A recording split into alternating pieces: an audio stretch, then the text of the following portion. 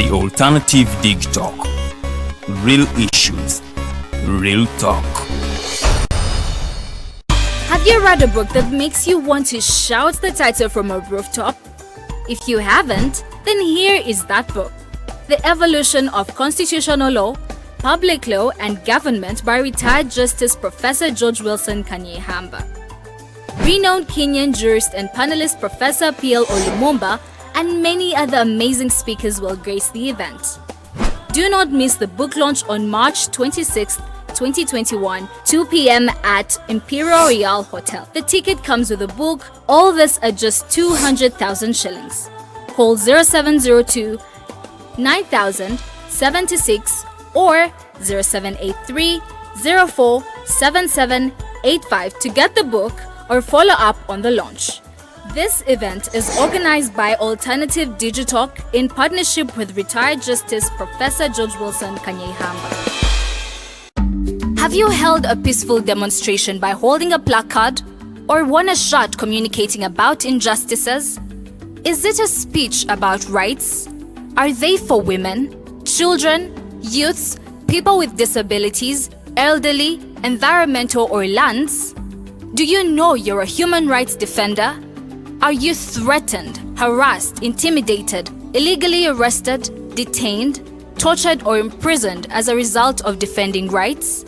If you have experienced any of the aforementioned, please reach out to National Coalition for Human Rights Defenders Uganda for assistance on their toll-free number 0800 100 250 or visit their offices located in Ntinda, Kampala, Semawata Road. Defending rights is constitutional.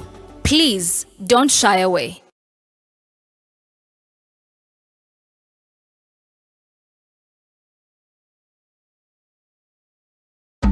Have you held a peaceful demonstration by holding a placard or won a shot communicating about injustices? Is it a speech about rights? Are they for women, children, youths, people with disabilities, elderly, environmental or lands? Do you know you're a human rights defender? Are you threatened, harassed, intimidated, illegally arrested, detained, tortured or imprisoned as a result of defending rights? If you have experienced any of the aforementioned, please reach out to National Coalition for Human Rights Defenders Uganda for assistance on their toll-free number 0800 100 250 or visit their offices located in Ntinda, Kampala, Semawata Road. Defending rights is constitutional. Please don't shy away.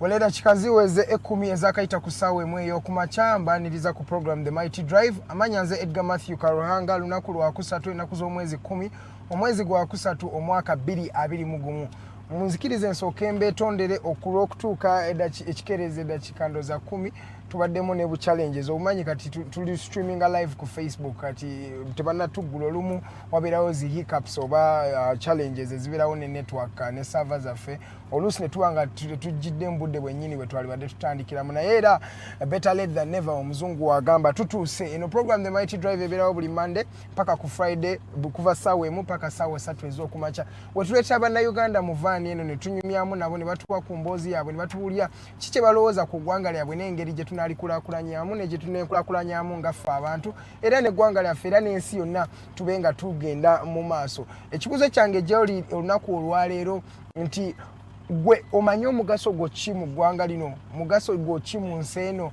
in this world what is your purpose, omuzungu atera okukiyita. Njagala ofumiitirize ku nsonga eno, olowoozeemu golooza ogasiza otya eggwanga lyo, because ffenna twatondebwa nga tulina omulimu gwaffe ogwatutonza mu nsi muno.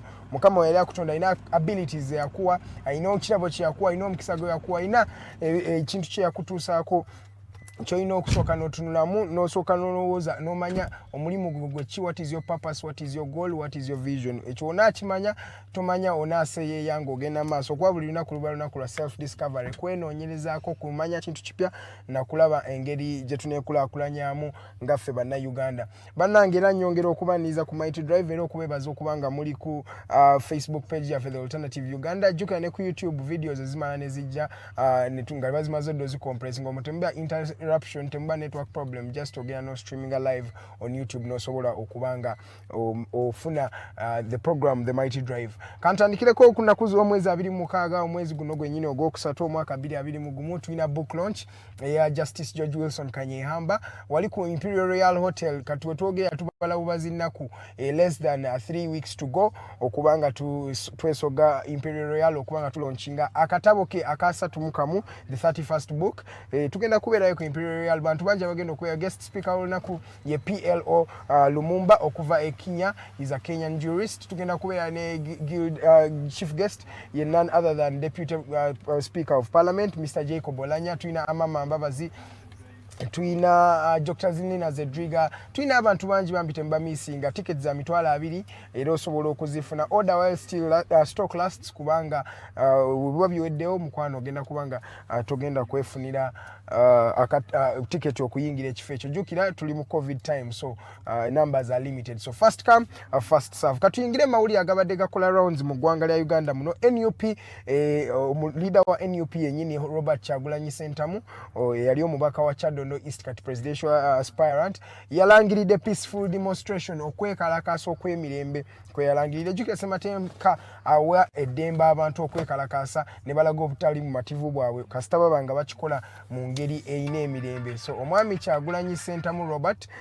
yavuddeyo na declaring anagamba bannayuganda mwenna tugenda kubanga twekalakasa mirembe. Ekyo njagala nkyemphasizing ennyo in peaceful protests bagenda kuba bekalakasa nga balaga obutali bumativu bwabwe eri gavumenti eri ekiwamba abantu ekibadde kigenda mu maaso eri abantu abafudde na buli kimu ekyayita mu election period. Mwabiraba mwalimu okusiba abantu, mwalimu okuba abantu emiggo, mwalimu ebintu bingi nnyo. So omwami Robert Kyagulanyi Ssentamu avuddeyo na declaring anagamba bannayuganda tugende twekalakasa emirembe, naye simanyi ngeri gye bagenda kikola kubanga gyo nadde ndaba omu ku bannamagye omusajja Brigadier General Felix Kulaije yaliko omwogezi w'amagye era abadde MP wa bannamagye mu legislature oba mu parliament omwo. Avuddeyo n'agamba bo bagenda kukola buli kimu kuba nabo Ssemateeka abawa amaanyi agakuuma yagambye securing and stabilizing Uganda ge maanyi gaabo ba ye mandate yabwe gwe mugaso gwabwe kubanga bakuuma emirembe mu ggwanga lino. Naye ekyo neebuuza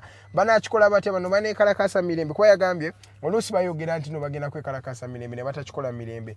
Naye katulinye tulabe binaabeera bitya naye nga ye Kyagulanyi Ssentamu era yeeyongeddeyo gyo ne NUP ne unveiling evidence oba obujulizi obulaga biki ebyabayita bye bayitamu mu time y'ebyokulonda. Jukira bagamba bava mu Supreme Court ne badda in the public court, mu kooti y'abantu mwe bagenze kati okubanga bawaayo ebibaluma. Baleese ebintu bingi awo ku headquarters zaabwe Kamoocha, ba displaying the files nyingi ezirimu evidence, ezirimu DR forms, ezirimu buli kimu kye bagamba nti no baayisibwa nnyo bubi ne balaga bannayuganda nti gyo bo bakugamba nti tebagenda mu Supreme Court naye bagenda mu public court. Eno ku public court ye kooti y'abantu, abantu bagenda kutula bawulirize basalewo ki kyebalaba ekinagenda maaso kuba ne Ssemateeka kibawa nti no the power belongs to the people at the end of the day it's the people who decide who to rule them. Katulinde tulabe binagenda bitya. Mukama atuyambe kumuleme kubeera kwegugunga, muleme kubeera kufa kw'abantu kubanga twalaba ekyaliwo mu nnaku z'omwezi 18 November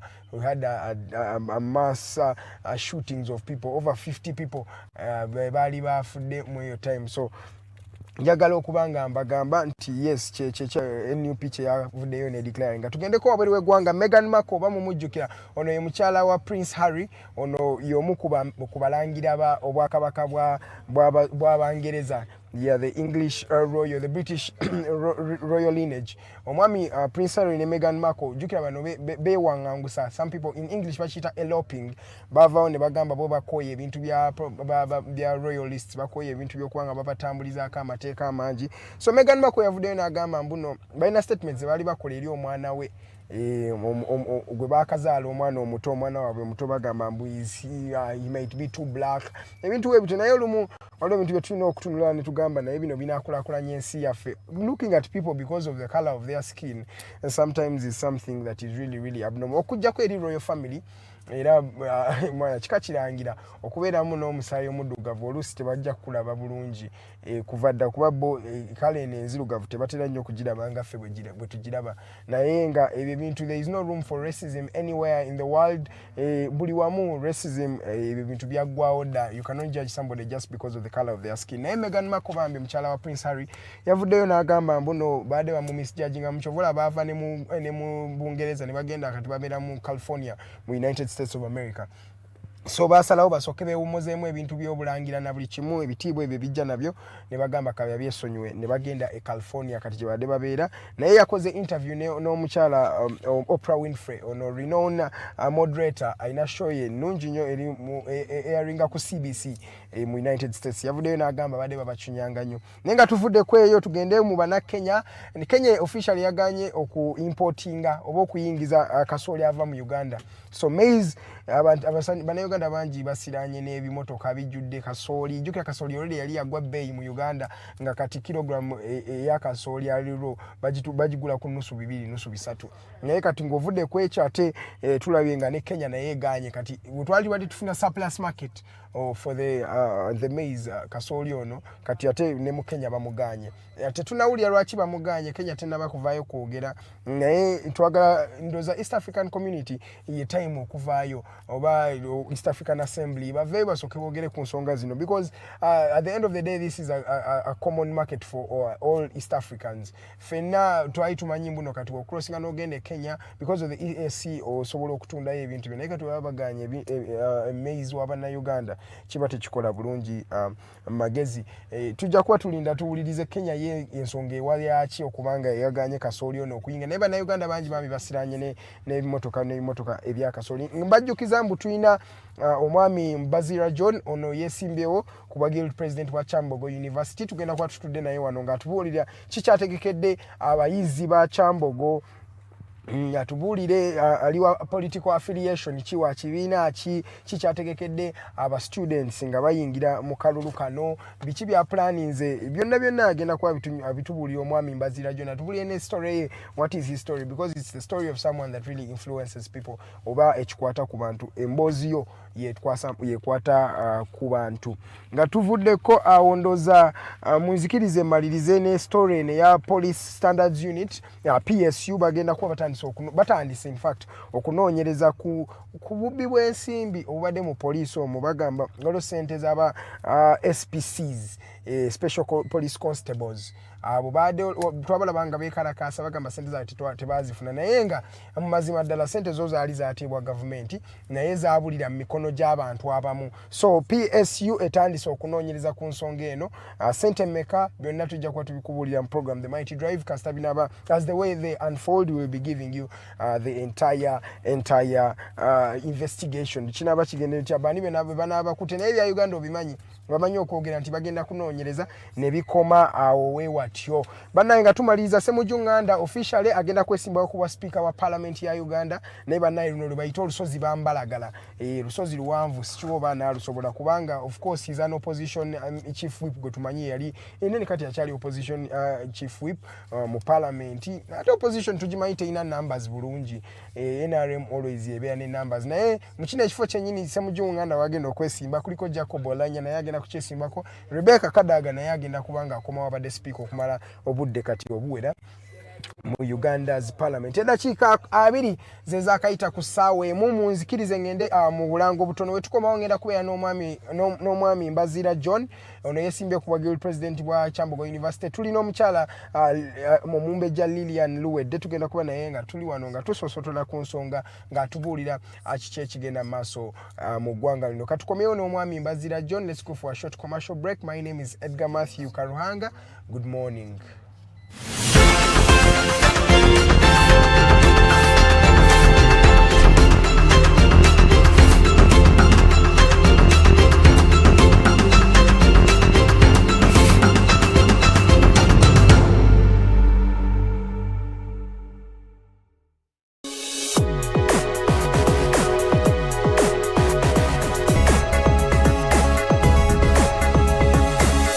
The Alternative Dig Talk. Real issues, real talk.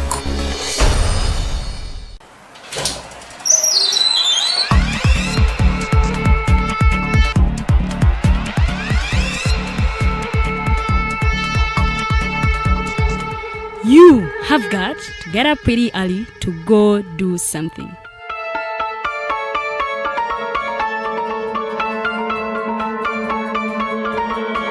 We are the Alternative Dig Talk.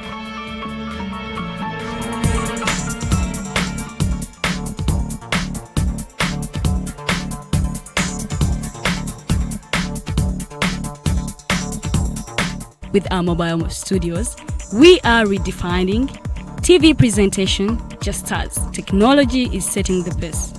We are blending our approach with fresh, perspectively designed breakfast show, The Mighty Drive, informative and entertainment show, exclusive and live interviews.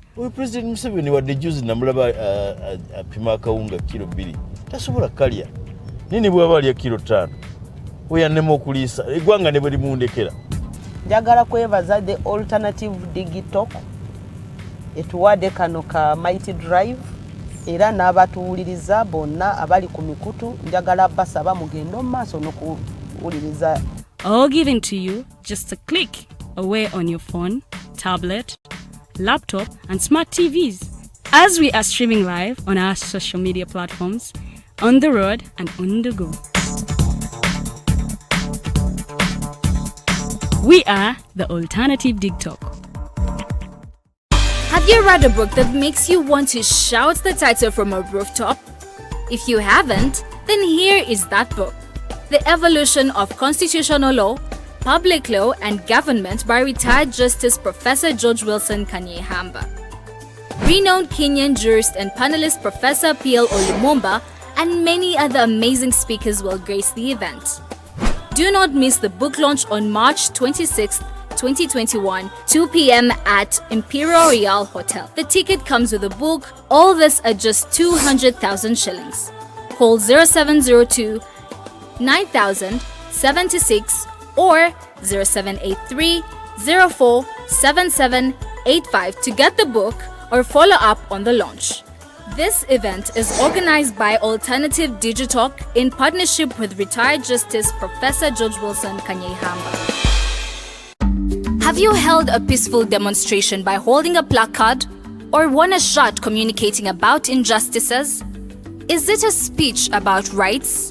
Are they for women, children, youths, people with disabilities, elderly, environmental or lands? Do you know you're a human rights defender?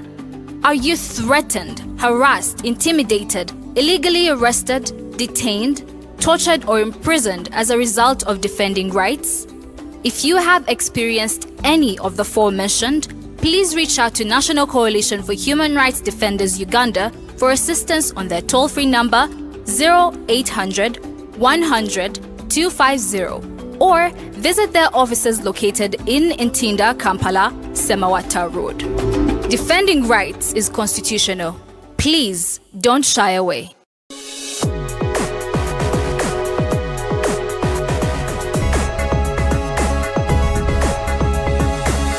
The Alternative Dig Talk. Real issues, real talk.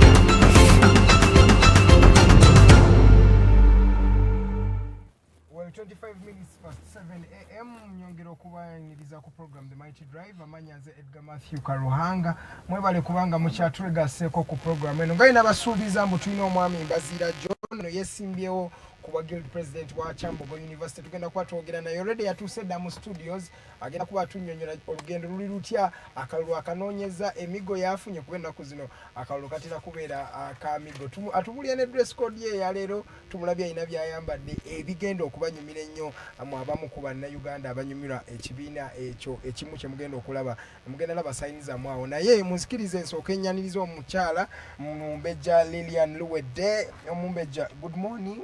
Good morning. Help me welcome you to the show today. Thank you. And give you the mantle to introduce our guest today. Era osooka obuuze ne ku bannayuganda abakulaba. Thank you very much. Babuuzako mwenna abatukeerirako buli lunaku kuva ku Monday okutuuka ku lunaku olwokutaano ssaawa ebeere mpaka ssaawa 3 naye nga babuuzako si mulala amanya nze Omumbejja Luwedde Lulian era nga mbaaniriza The Mighty Drive ye program gy'olaba tugenda kuba tutambulira ddala mpaka ssaawa 3 ez'okumakya g'olunaku luno olwaleero n'omwami Mbaziira John ono nno yeesimbyewo yagenda kutubuulira akalulu kali katya pressure eri waggulu oba eri wansi bera tugenda kuba tubeera kalina kulwaleero ekabamu pressure y'amaanyi so agenda kuba tubuulira pressure eri waggulu oba eri wansi naye nga gwe olina omulwalirizi w'eddembe ly'obuntu ng'oli eyo ng'onyigirizibwa oba ng'otulugunyizibwa mu ngeri emu oba endala oba nga otambula olina kudda mu maaso naye ng'atodda kyennyumannyuma mukwano munaye kwanjira bannaffe aba National Coalition for Human Rights Defenders Uganda abo balinnyo okubeera nga bakuyamba offices zaabwe ziri Ntinda Semawata Road oba si kyo osobola okuba nga obakubira ku ssimu yaabwe etali yakusasulira eri 0800 100 250 0800 100 250 enamba gy'osobola okubeera ng'ate oyitako okusobola okubeera ng'ate obafuna bulungi nnyo nnyo ddala ne basobola okubeera ng'ate bakuyamba enkujjukiza akatabo la launch ya 26 of this month Imperial Hotel wetugenda okubeera saawa zigenda 28 Professor atengera Dr. George Wilson Kanyihamba agenda kuba nga launchinga akatabo akamanyibwa nga Evolution of Constitutional Law, Public Law and Government. Kekatabo kagenda kuba nga launchinga ku lunaku olwo guest speaker ye Professor P.L. Olumumba okuva e Kenya atengera guest of honor ye Deputy Speaker wa Parliament Right Honorable Jacob Olanya. So bamikwano temusibwa paniriko abaguzi bangi nnyo Right Honorable John Patrick Amama Mbabazi, Dr. Lina Zedriga, Honorable Miriam Matembe, Council Nicholas Opio, Honorable Norbert Mao atera ne Benjamin Mona okuva egana soba mikwano mwekwate tickets za mitwalo 2 goka atenga ofunirako n'akatabo tickets za mitwalo 2 zigwawo lwa buwomi so ankugamba nti booking a ticket yonga budde bukyali oleme kubeera nga ate osubwa omukolo guno oba osobola oyita ku namba y'essimu eri 0702 9076 0702 9076 osobola okubeera nga ate obookinga tiketi yo bulungi nnyo nnyini ddala naye nga mbaliriza akatutandikirewo obutereevu mwami Mbaziira abuuze kuba tulaba era abeeyanjire n'oluvannyuma tugende maaso The Mighty Drive ye program gy'okyalaba you're most welcome. Thank you. Tukozesa olulimi luzungu because tukozesa oluzungu n'oluganda because twogera n'aba students. All right. Buuza kuba tulaba. Thank you so much. Greetings our viewers. I'm Mbaziira John Senior, a student of Kyambogo University, offering a bachelor's degree of technological studies with education, but I also offer mechanical engineering and production and a diploma. I'm an aspiring Guild candidate to take on the mantle in the students' leadership under Kyambogo University. Thank you so much. How do you balance two courses, doing a diploma and a bachelor's at the same time? I almost reached the completion of my bachelor's, okay. But all my dreams, my aspirations were to be an engineer. Yeah, but lucky enough, I got the first course on government, and I had to proceed pursuing my dream of becoming an engineer. That's when I switched as I was completing the other course. Okay, that must make you someone very, very bright. Eh? if you can multitask, Luwedde, can you multitask? Yes, I can. You can? Okay. You can. In life, you have to multitask. Yeah, that will be a topic of discussion next time because it's not also something very easy. But Mbaziira, just because of The Mighty Drive, we just want to know an insight about your story. Who is Mbaziira who has aspired to become the Guild President of Kyambogo University, a very big institution in this country?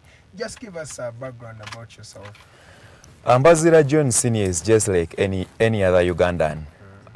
All comes from a humble background and had an aspiration of becoming someone maybe in the nation. But purposely from my background, I used to believe in books. I thought that academics is about everything. When I entered the university, I thought I could read, get a first class, finish, get a nice job, maybe start living a life. But when I reached, then I found the story was quite different. However much I could read, get A's, but the challenges were too many. Much as I was on government, but still you could find that even the academic challenges themselves, they were quite so challenging. That by then, as I was on government, we expected that once you make it to be there, things are automatic. But literally the story was different. We encountered different challenges. Even when you reach the academic bit of it, you find that you do things, you do exams, you do courseworks, but even sometimes your efforts go in vain. Because at the end of the day, even marking is a problem. Releasing results is a problem. Not until we reached and we identified ourselves with other academicians, and we realized that it was not all about sitting down and reading books, but this multitude, it was more than that. And even the stories we borrowed from some of our colleagues who were there before us, those who got first classes, we could find them still roaming around. So we realized that this problem was bigger than a classroom, was bigger than a faculty, even bigger than a university. That's when we picked up interest in the activism. Personally, I believe in activism because literally it is the rent we pay to live on this earth. There is no any other thing we can pay. And we also realize that if we could come up together and we start advocating for these things, they could change. I remember in my first year, actually we launched a sit-down strike for over 2 weeks. For the course I was pursuing, it was not accredited, and it is in Kyambogo University. That one of accreditation otegeeza ki obogamba accredited Uganda ali akulaba. When I talk about accreditation, courses zino bazitwala ku National Council to be verified that they meet the standards. But we realized that at the end of the day, we were doing a course where the recommended credit units, a load, what we call the semester load, you don't have to exceed this load.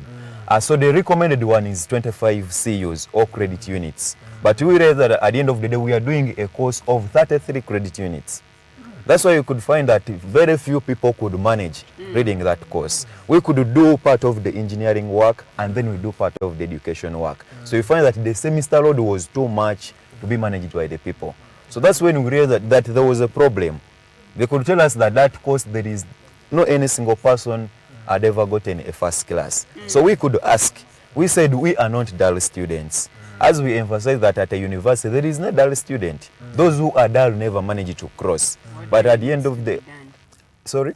No, like you were like, what really needs to be done? What really needs to be done. But when we sat, we realized that there was a gap.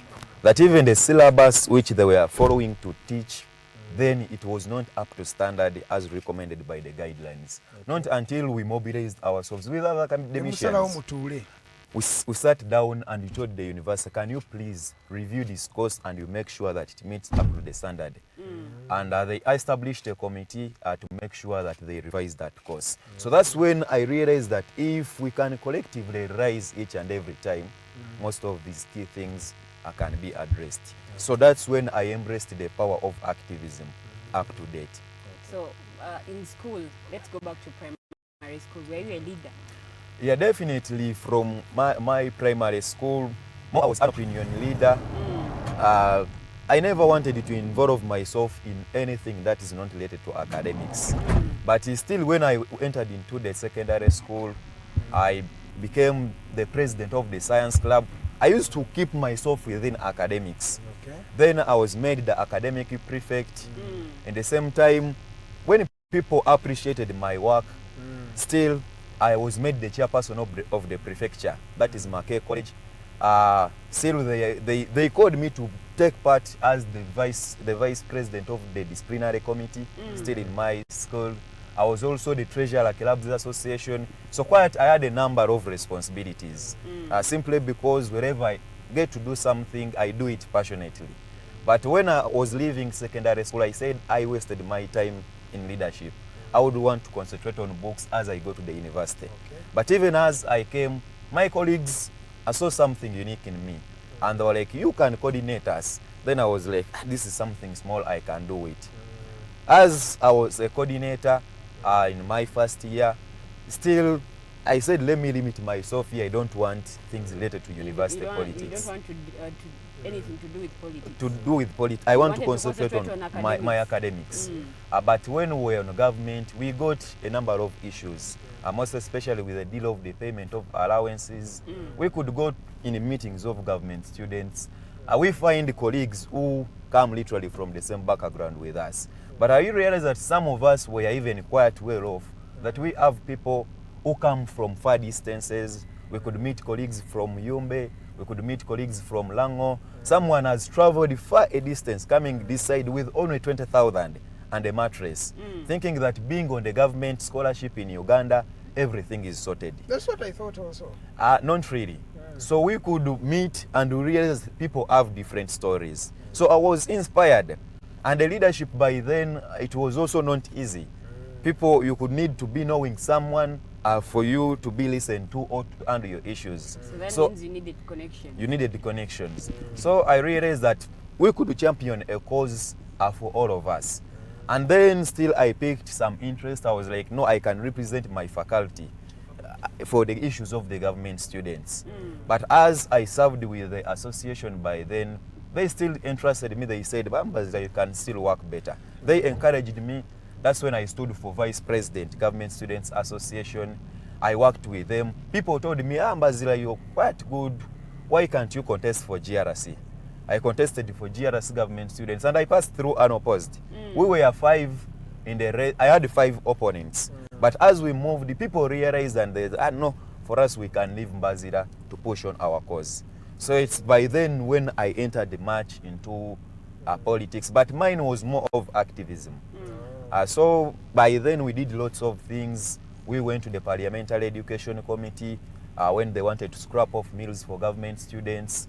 We advocated for their pay and quite a number of key issues. So when I came back still to pursue my dream, I realized that now problems were overwhelming.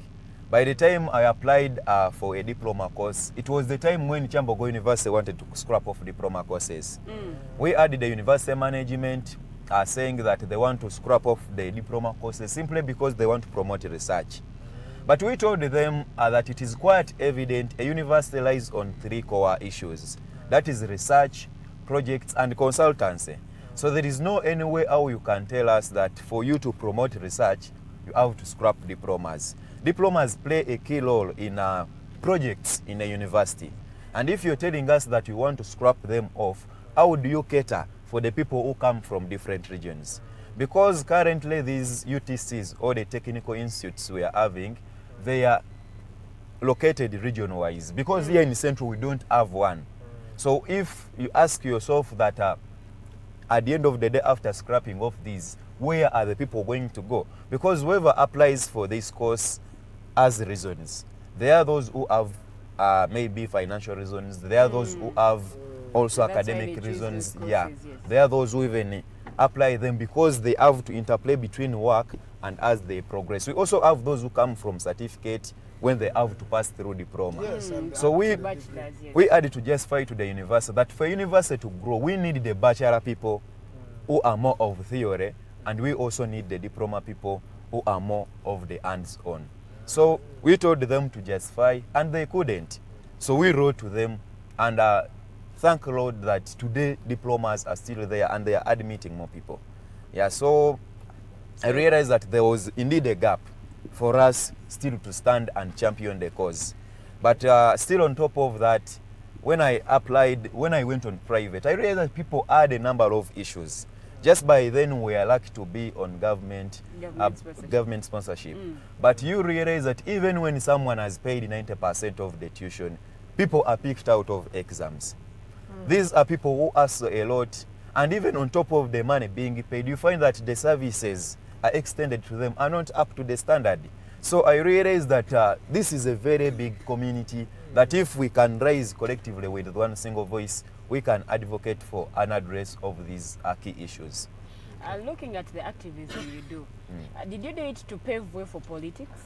Because we've seen many of them do that. Personally, I did not do that for that case. As I say, I've never dreamed myself becoming a guild president. But I dreamed myself becoming someone in an office somewhere serving the nation. But then I realized that a few people are lucky to achieve that. But then when I discovered that I have some ability, or I'm blessed by the Lord, that I can come out and I speak for the people, I had to utilize that.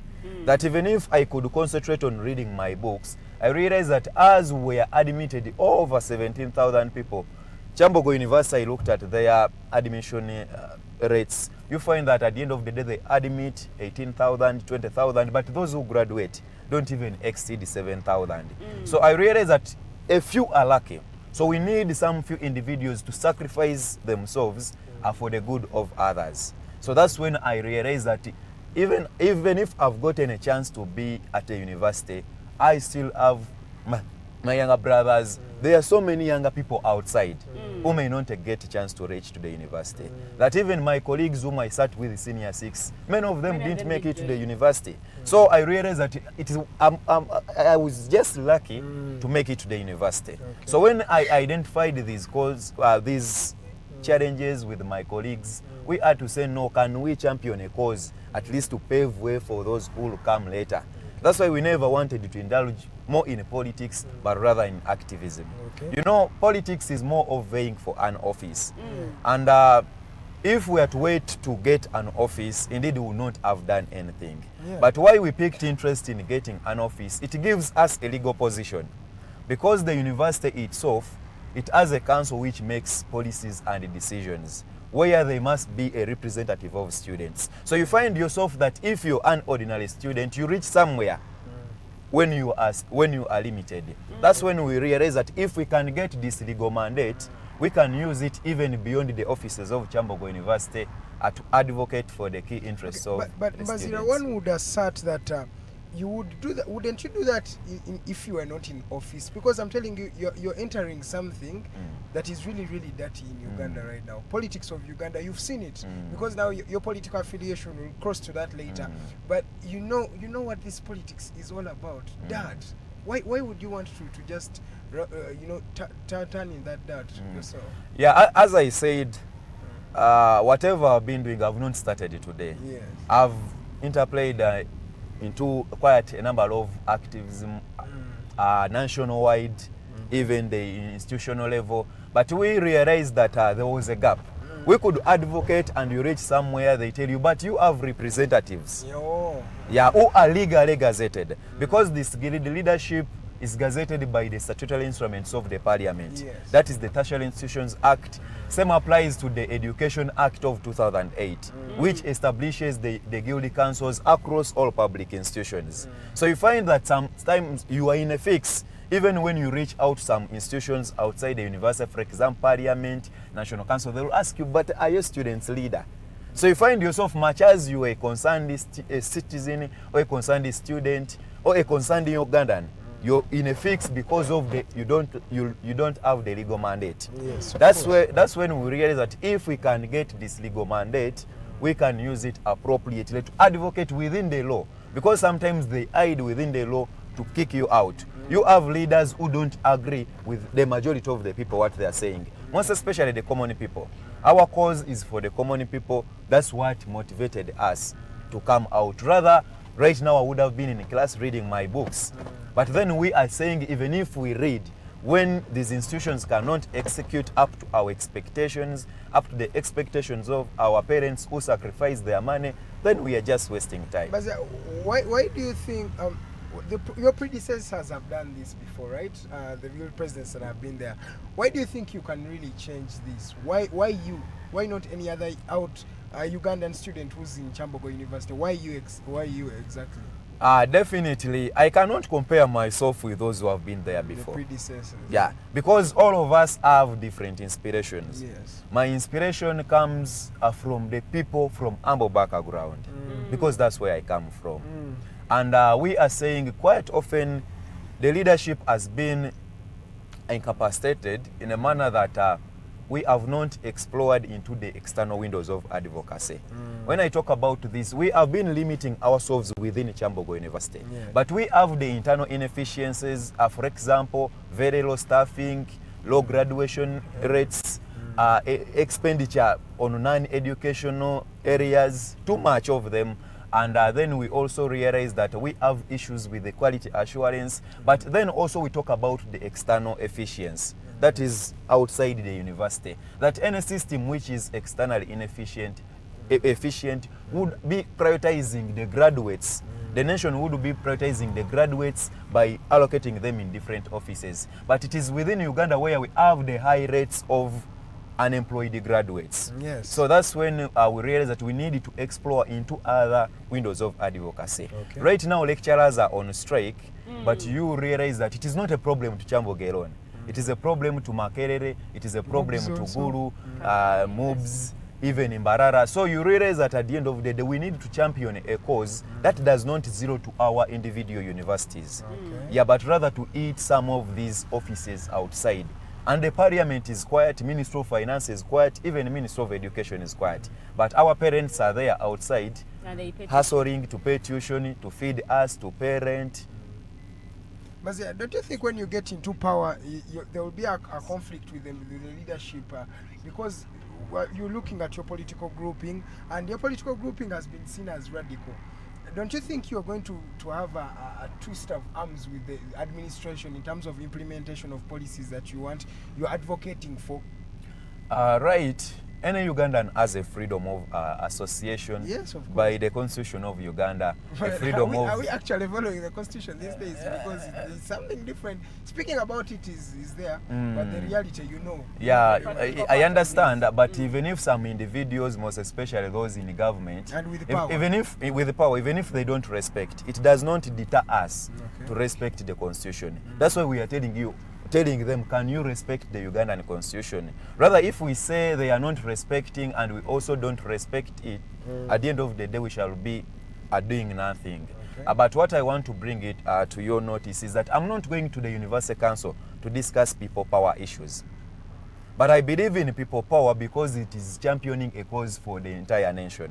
Here I'm for a cause for Kyambogo University and other students outside. Yes. And we have seen our president, His Excellency Kyagulanyi, coming out to talk about education matters in the angle or from an aspect which we believe in, most especially education for all citizens, regardless whether you're from a poor family, middle class, or even upper class. That's why we do believe that we should, as students, we should not zero our minds into a confined area, but our role should be in building a nation. Yeah, but I've really said that because there is in communication, I did journalism and mass communication, but in communication there is the study of semiotic symbols. So when you come, let me say, with that beret of yours to the administration office, there is already something that you have communicated to them that is already in their subconscious, and maybe they look at you as somebody who's already causing trouble before you even cause trouble. You've seen this before, how they've treated you guys. Don't you think, that's what I'm saying, don't you think it will affect your relationship? Will you even pass out what you represent, the views of your people excellently? Well, we really have that political affiliation, which is already the opposition in this country. As we are getting this office, we are not going to legislate or represent students based on sentiments. That's why we emphasize the rule of law. Okay. The individuals in office, we are put there by the law. Yes. And we know what they are supposed to do. So we are not going to say, because me, I'm on this party, or I'm on this movement, I will not address their concerns. If you are a vice chancellor who has a responsibility or a mandate to run the activities of the university, we don't need to discuss your political party. If I bring the issues of the students, I don't need to discuss my political party. But our political affiliations help us to advocate even beyond the confines of our areas. Yeah. It's alleged that authorities compromise vibrant students once they become guild presidents. So how are you planning to survive this, and what exactly are you going to do so that you don't fall in this trap? The challenge always comes if you believe that, if you tend to think that you're alpha and omega. I've always been telling fellow students that don't put Mbaziira and you say you have put a movie star in an office. My request to them is to take the lead in advocacy, and I cannot do that as an individual. In this university we have so many people with brilliant ideas, even those on master level, even those who are brighter than me. I'm not the brightest, but we are saying, how often does the university capture the ideas of the students? How often does the university involve each and everyone in management? Because we are the biggest stakeholders, and as these decisions are taken by the university, as they make these policies, they must make sure that they involve students. So my role is to take the lead. But most especially the ideas and everything I represent should be from the people. But the moment you choose to isolate yourself from the people you are leading, that's when you lose it. But if you move with your people, they can always be in position to hold you accountable. But if you reach there and you start representing your own opinions or any other business, that's when you fall a victim of compromise. But Mbaziira, we've had people sound like you now before they reach office, and after they reach office, we see somebody different. They really forget about who really put them there. That is why we saw in the last election a lot of ministers being brought down from power. Don't you think, how will you survive that compromise? Because I'm telling you, inevitably, if you are representing an institution like Kyambogo University, of course the government would want to be in that institution. Of course they would want to corrupt you, and they really have the money. And trust me, you don't have the money. Definitely, unless if I stood to get money. As I told you my story, I have the capacity to read books. I have the capacity to start up something small. But what about other people? I told you they admit over 18,000 students. But those who graduate are 7,000. In Kyambogo University, I'm not lying. We have evidence. So we are asking, where do other people go? So if you want to pay me, can you be in position to pay everyone? So it is not about me. This is not my fight as an individual. It is a fight for all of us, for even all Ugandan students. As I told you that now we have general problems which cannot be solved in Kyambogo alone or Makerere alone, but which requires each and everyone to rise. So if I choose to look at it as my fight or as an event to gain, then I would have compromised not only myself, but even other people outside and even the generation to come, most especially the younger students of Uganda. Okay, I wanted to ask you this question. Did the strikes at Kyambogo University, anyway, they're not very many, did they harden you because you've been arrested several times? I've been arrested, but I've never been charged in court. Literally, they have been arresting me illegally. That's what I can tell you. Just that, as we emphasize, ours has always been a non-violent discipline. And demonstrations are part of the law. We have a right to demonstrate. And I have even evidence that quite often I've written to the security officers, informing them of what is transpiring. But wherever they see you coming out, they know that anything can happen. And most of the times the arrest meet is a preventive arrest. Sometimes we have disarmed even police itself. When we are demonstrating, they come, you're doing nothing, ladies are on the front, just to display your dissatisfaction, and even they fail to do something. That's why we emphasize that we are not a violent group or a radical group, but we are assertive. Because the issues we are talking about, we are not just talking about them for sake, but we mean the business because we need the management of the university and the government to pick key interest in making sure that they address the challenges the Ugandans are facing, but in particular the students, which indirectly affect the parents and the guardians. You really sound like Kyagulanyi Sentamu, your principal. There is a way you are asserting your views. But I want you to really, let me ask this on behalf of Ugandans. Where do you get the funding from? Actually, I will say that I've run these campaigns. I've not put in much of my money. It is the students.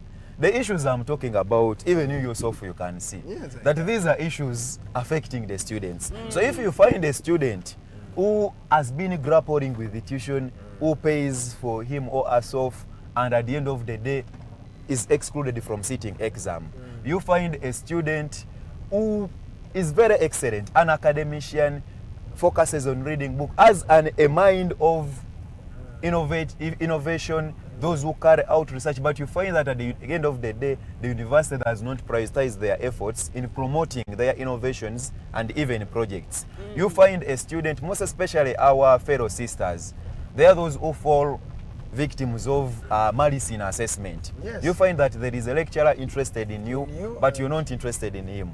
So you'll have to make sure he fails you as such that you go to him. Then you also find that we have a challenge that Kyambogo University, most of the lecturers we are having, they are part-time lecturers. Yes. So there is no any way we expect part-time lecturers to commit full-time here. So that's why most of the lecturers are inaccessible. You want a lecturer, but he will require you to make an appointment. Yes. And it's not the problem for him, because at the end of the day, that is what he's being paid for. That is So, his contract. and these are the issues challenging the students. So when I talk about them, many have believed that yes, this is the right way to go. So many come out with whatever small they have to say, Mbaziira, me, I've given you this. I be moving, I find a student, he gives me 20,000.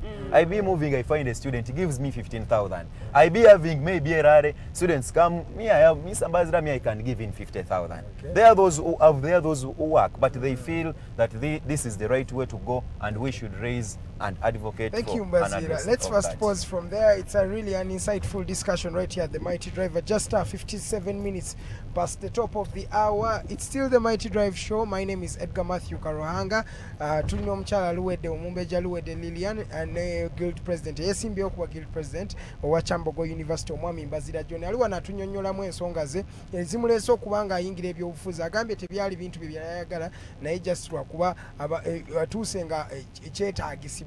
He is really actually needed, and he wanted to just be the spearhead of this particular campaign. Together, get a for a short commercial break.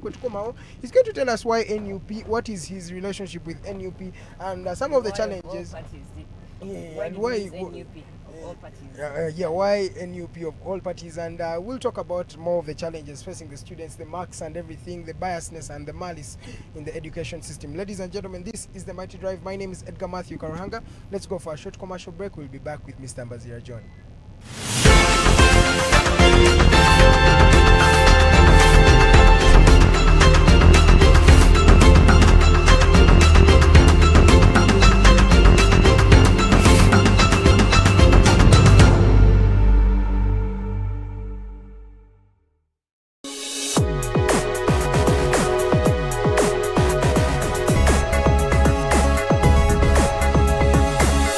The Alternative Dig Talk. Real issues, real talk. Have you read a book that makes you want to shout the title from a rooftop? If you haven't, then here is that book. The Evolution of Constitutional Law, Public Law and Government by retired Justice Professor George Wilson Kanyehamba. Renowned Kenyan jurist and panelist Professor P.L. Olumumba and many other amazing speakers will grace the event. Do not miss the book launch on March 26, 2021, 2 p.m. at Imperial Royal Hotel. The ticket comes with a book. All this at just 200,000 shillings. Call 0702 9000 76 or 0783 04 7785 to get the book or follow up on the launch. This event is organized by Alternative Digitalk in partnership with retired Justice Professor George Wilson Kanyehamba.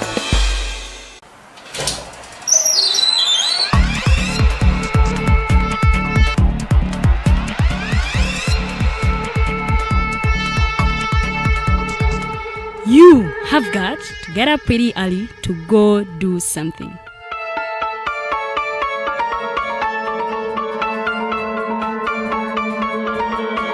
We are the Alternative Dig Talk.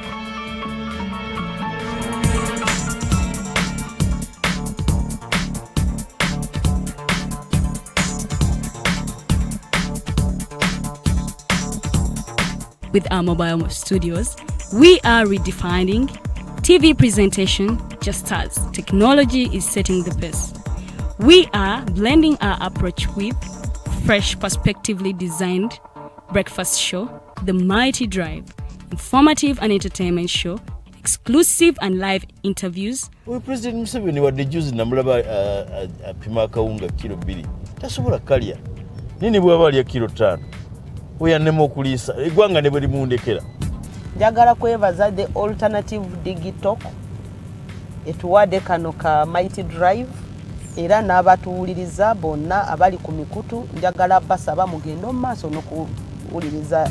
All given to you just a click away on your phone, tablet, laptop, and smart TVs. As we are streaming live on our social media platforms, on the road and on the go.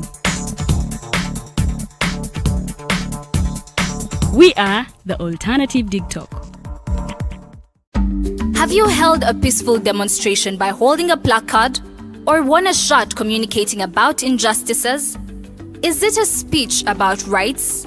Are they for women, children, youths, people with disabilities, elderly, environmental or lands? Do you know you're a human rights defender? Are you threatened, harassed, intimidated, illegally arrested, detained, tortured or imprisoned as a result of defending rights? If you have experienced any of the forementioned, please reach out to National Coalition for Human Rights Defenders Uganda for assistance on their toll-free number 0800 100 250 or visit their offices located in Ntinda, Kampala, Semawata Road. Defending rights is constitutional. Please don't shy away.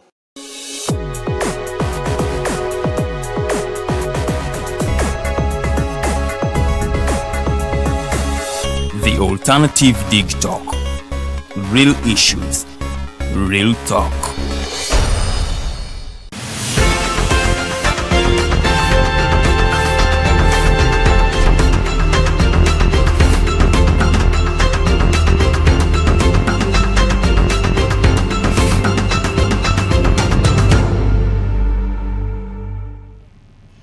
Dakika ziri bbiri ezakayita ku ssaawa ebbiri ez'amakya g'olunaku luno olwaleero mbabuuzaako mu yonna gye musinzidde okubanga mutulaba bamikwano. Comments nnyingi nnyo bamikwano ezimutaddeyo naye nga mwebale nnyo okubanga mulaba. Waliwo wane nataddeko hashtag mfogi mwami Mbaziira agenda kuba gitunnyonnyolako etegeeza ki era bera tugenda kuba tuyogerako mu ssaawa yaffe eno ey'okubirira eLearning process bo bagiraba batya internet eno ebuukabuuka wano nawali byonna tugenda kuba tuyogerako mu ssaawa yaffe eno ey'okubiri. Nze Omumbejja Luwedde Lulian andine Edgar Mathew Karuhanga awamu n'omwami John Mbaziira tukutwalira ddala paka ssaawa 3 ez'amakya g'olunaku luno olwaleero era twongera ku nsonga z'abayizi ba Kyambogo University awamu ne universities ez'enjawulo oba n'abayizi bonna mu ggwanga Uganda abali ku universities ez'enjawulo kubanga agambye nti ebizibu ebimu tebikosa Kyambogo yokka wabula bikosa universities endala nnyingi nnyo nnyini ddala. So tugenda kuba tweyongera okubanga twogera ku bingi nnyo mu ssaawa yaffe eno ey'okubiri tukozesa olulimi oluzungu lwansonga kitwogera ne ba students naye ngera tugenda kuba tugattamu oluganda olutonotono okusobola okulaba nti tuketaringa ne ba students abatasobola bulungi kutegeera luzungu naye ng'oluganda bwe kiba nga kyogeddwa akitegeera bulungi nnyo nnyini ddala. Mr. Mbaziira. Yes, please. Going back to the hikings at the university, don't you have a committee that deals with students' affairs? Well, the committee is there in the university, but our key interest now lies at involvement of the students from the grassroots, not from up. Because we have departments, we have faculties, then we go to the university level, management level, even the council level. But we are saying that if we are to close the communication gap, because indeed we have seen that gap bring lots of issues, it needs to start from the departments where heads of departments can regularly meet their students at the departments. Because sometimes issues differ, they don't cut across the entire university, but you find that the university itself has been interesting, key in addressing general problems. But we also have those specific problems at the departmental level, at the faculty level, then it comes to the management level, and even the university council level. So that's where we emphasize that we need the involvement of students at each and every level at the end of the day to minimize chaos and any other issue. What's your take on the way police handles activists? You know, we understand the police now. It is also another institution which has failed to respect the rule of law.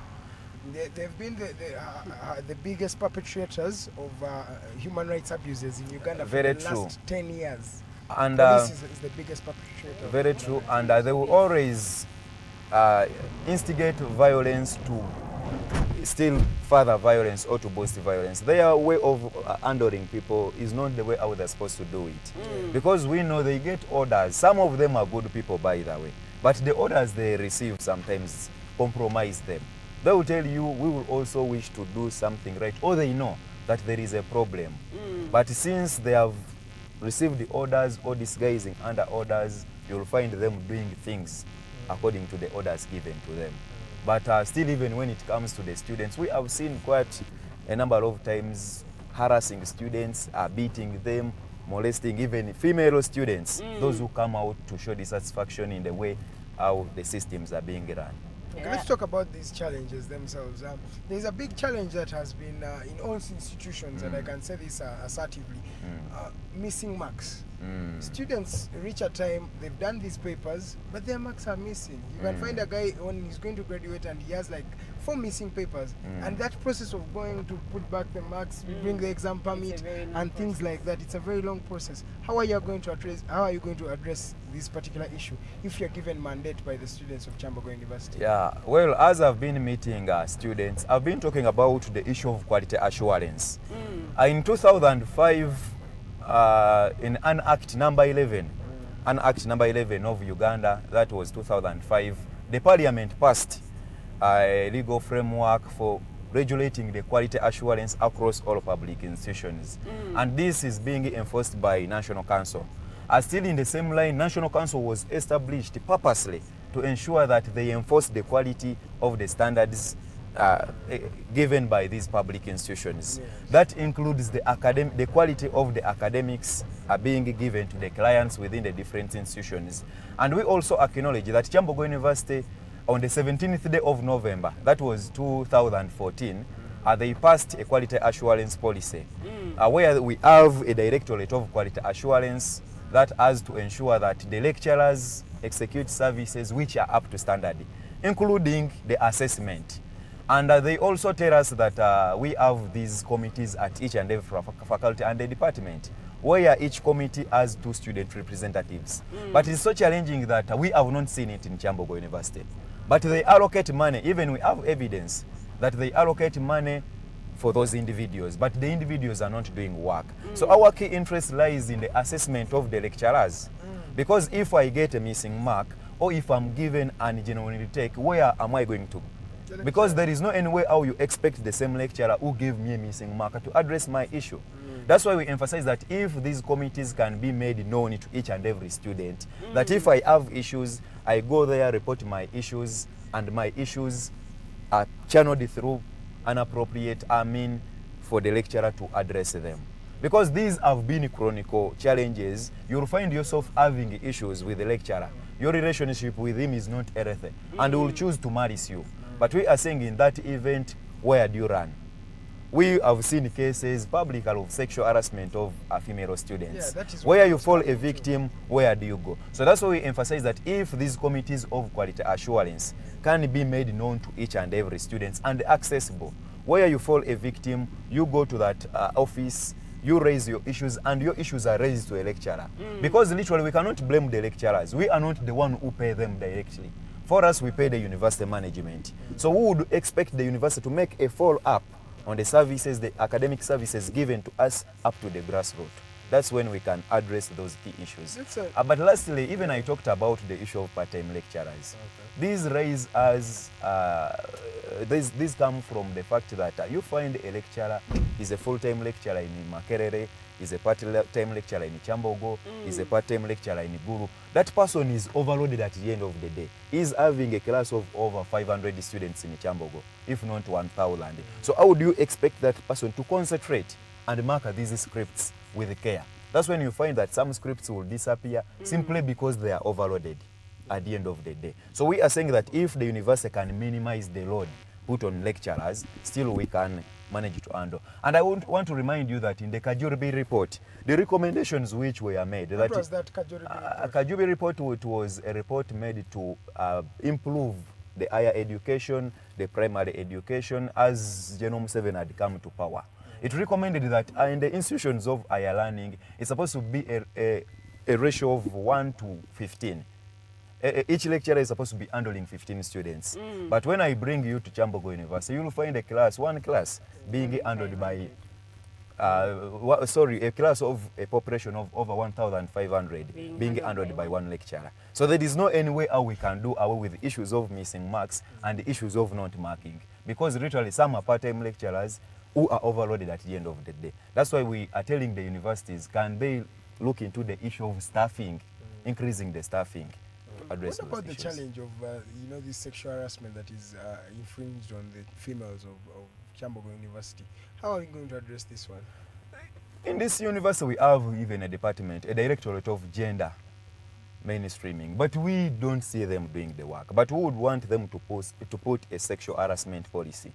But on top of that, it will be even the mandate of the quality assurance department. Because if at all they evaluate lecturers or appraise lecturers, these are issues which can be raised. But they keep on existing because someone does it and at the end of the day is not held accountable. That I fall a victim of sexual harassment and I keep inside my hostel or I keep it to myself. But if there are channels where we can raise these key issues and those key individuals are put on a check or are held accountable, at the end of the day, you'll find them trying to minimize those misbehaviors. Now maybe you could also add in a bit of maybe rehabilitation centers for these females, because the trauma they go through is something that is really deep. So in case you would advocate for rehabilitation of these students, maybe they can see a professional or something so that it can help them as students. Anyway. Yeah, that was just my recommendation. So maybe before I channel to that, if I look at addressing those who have been victims, then I wouldn't have solved the problem. Because now I'm preparing to see the way how I handle those who are sexually harassed. But our key interest lies in how to prevent. Yeah, then those few cases we can handle them. Literally, we have a department of counseling and guidance in Kyambogo. So is it doing its job? Not really, because these issues have not been given a proper channel to raise them. Because even if I go to a counselor to explain, even some people fear to go there. That's why we emphasize that if these individuals can be isolated, if I see this individual punished, then I even gain the confidence. But if I see the same individual who has been harassing me, tomorrow is coming in class, is the one going to give a test, is the one going to give a coursework, it becomes literally and then challenging. the one who is going to give you marks at Definitely, at the end of the day. Still on students' issues, we've seen some students who come out to voice their concerns about injustices at the university. Some of them are suspended, others are expelled. Yes. So how are you going to help those students? What we encourage our people, they have always disguised within the violent way of handling things. That's why I've never been suspended from Kyambogo.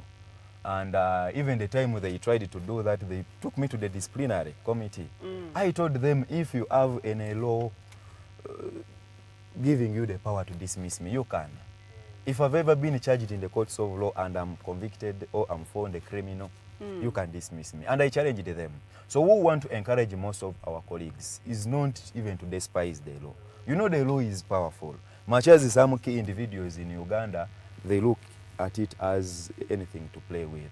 But if we can interest ourselves in following what the law states, then at the end of the day, we can also incapacitate some of these perpetrators.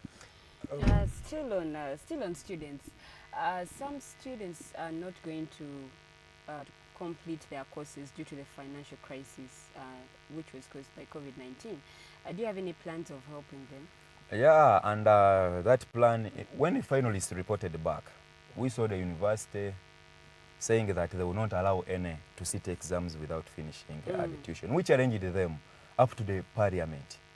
We interfaced with this vice-chancellor. There was a vice-chancellor of Makerere, vice-chancellor of Kyambogo, even those of private institutions. There were quite a number of issues. I was with the Guild president of Makerere by then, Katelega Julius, His Excellence, even His Excellence Tundulu, and that one of you see His Excellency Kadaga. We all interfaced with these vice chancellors, and we explained to them that we have been in a COVID period where some of the businesses have not resumed. Some of our colleagues pay for themselves. We have those students who are teachers, who are working, those who come to upgrade. Right now, most of the schools have not fully reopened. So how do we expect those people to pay for themselves? So can you allow them sit for exams and continue pay after sitting them? And it has been in our manifesto even before.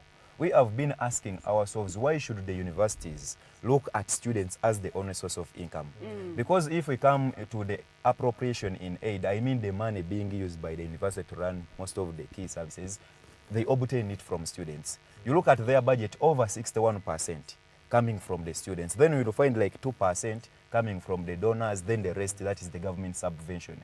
So we are telling the university that they should not focus at tuition or functional fees as the only way to get income, but they can rather look at other ventures of how they can generate the money to boost their budgets on top of the government subvention. And we also tell the government should not shy away from its responsibility, but rather it should focus at increasing the monies remitted to these universities. And I also think, Mbaziira, that this thing about students and the financial constraints, because it's not going to end today and it has not started today because of only COVID-19, it has been there.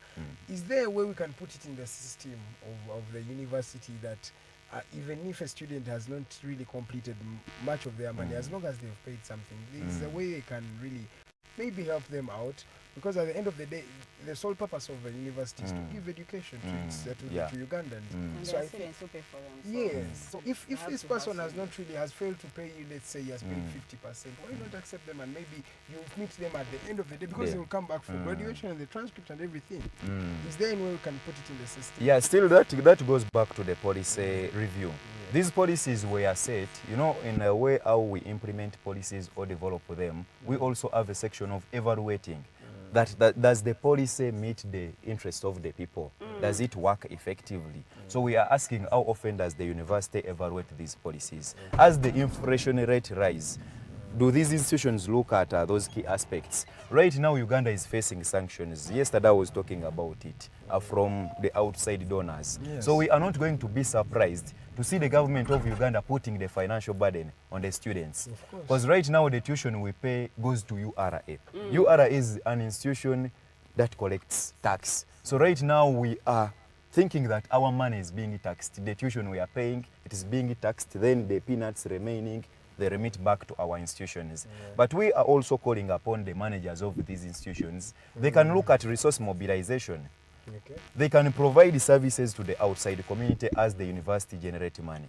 They can also look at the student part-time employment, because we have students who can work in some of these offices at the end of the day, part-time as they generate money. So instead of students sleeping in their hostels, they can come render some services to the university, and at the end of the day they gain money. Yeah, but even when we zero back to our schools and faculties, it is so ashamed that even minor work which can be done by the students for the university would prefer getting an outside company to do that work. We have a faculty of engineering, we have engineers who are our lecturers who can supervise this work. So we are telling the university, instead of wasting much of the money in such a key issues, they can reserve that money by using the manpower they have trained.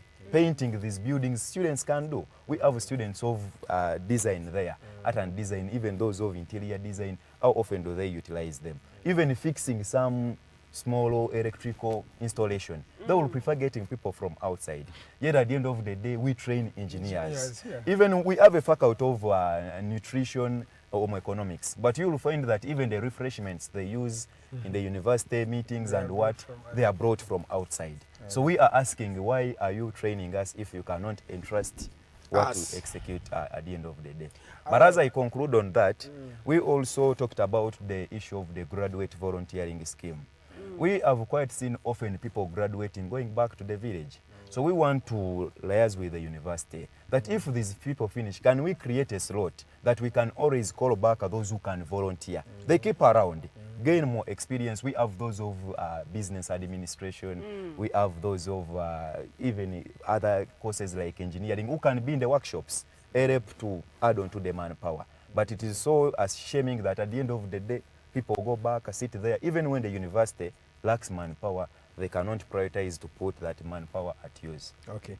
At just 20 minutes past 8 a.m., we're still with the Mighty Drive show. My name is Edgar Mathew Karuhanga. I'm with Lulian, Luwedde, and our guest today is Guild President Aspirant of Kyambogo University, Mr. Mbaziira John. He's been dissecting on a couple of issues. Ayogedde ku nsonga nyingi, ayogedde ku ngeri gye tunayambamu abaana, ayogedde ku challenges eziri mu system ya Kyambogo University. Era n'agamba ebintu byagenda okubanga addressing. Naye nga tetunayongerayo mbajjukiza nti ng'ennaku z'omwezi 26 omwezi guno gwennyini ogwokusatu omwaka 2021 tugenda beera ne book launch ey'akatabo ka retired Justice George Wilson Kanyehamba agenda kuba akalaunchinga ku Imperial.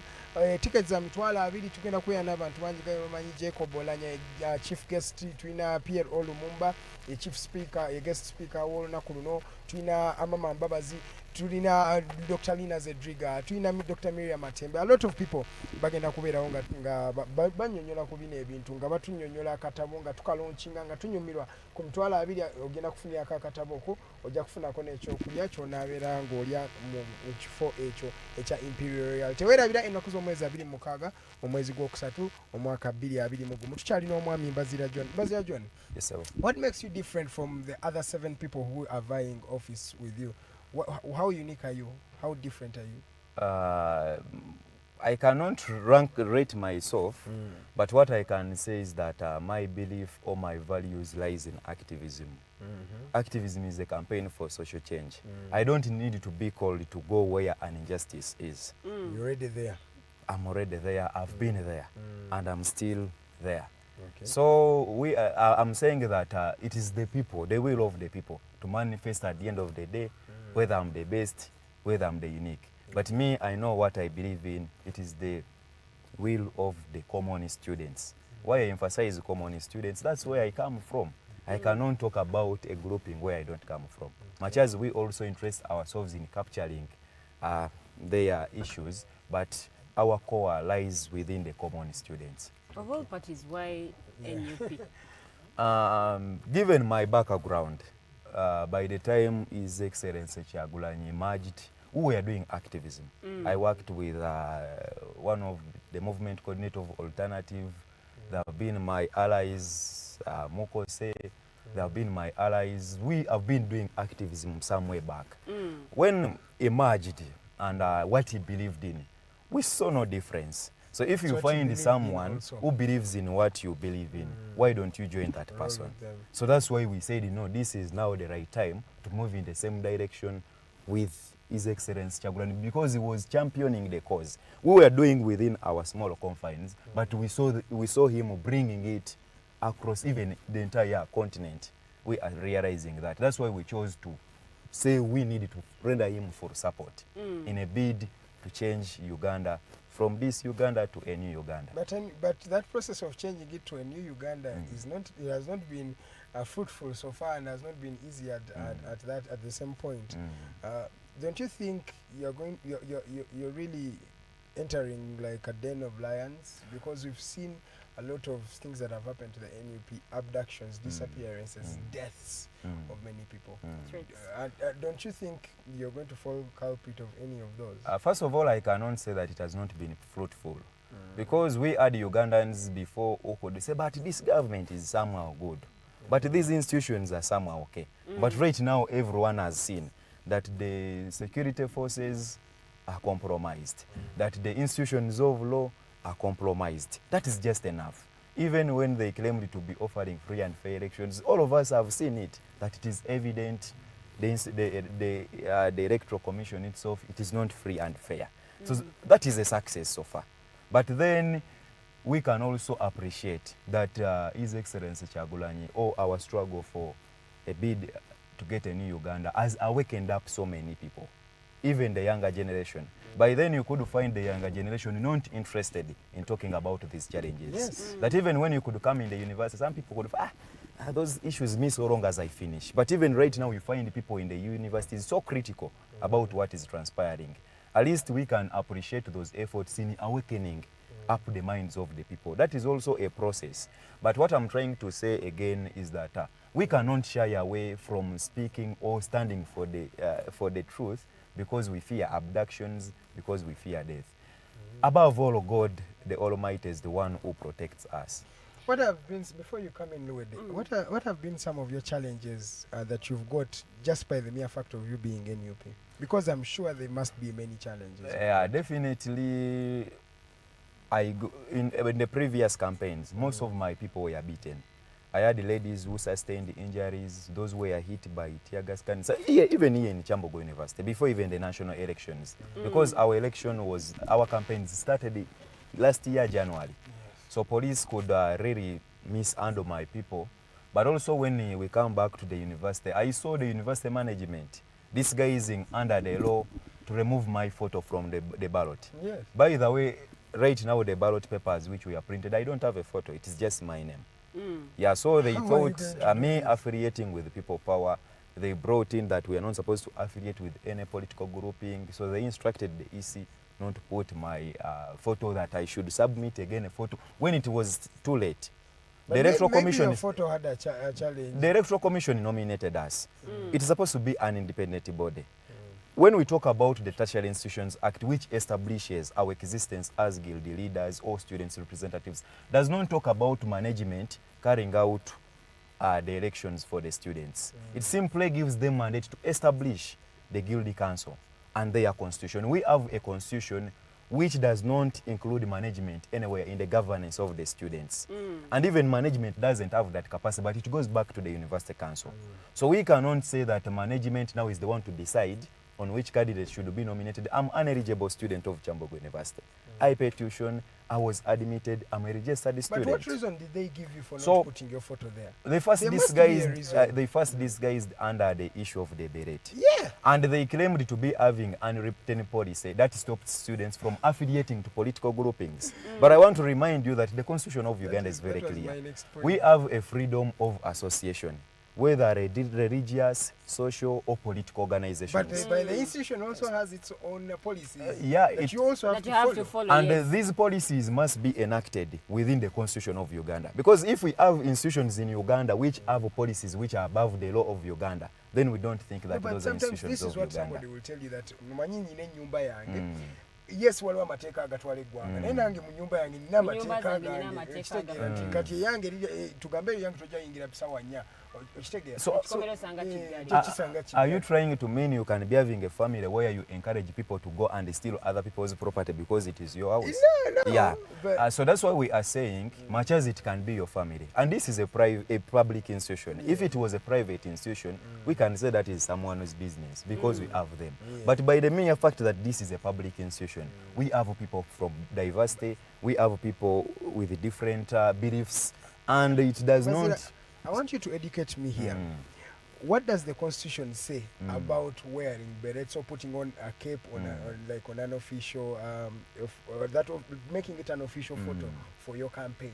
What does the Constitution of Kyambogo University say? The Constitution of Kyambogo University does not is silent about this. It does not stop anyone from affiliating. If the Constitution does not mention something, that means it's right. That is what they say, the lawyers and those legislators. They say,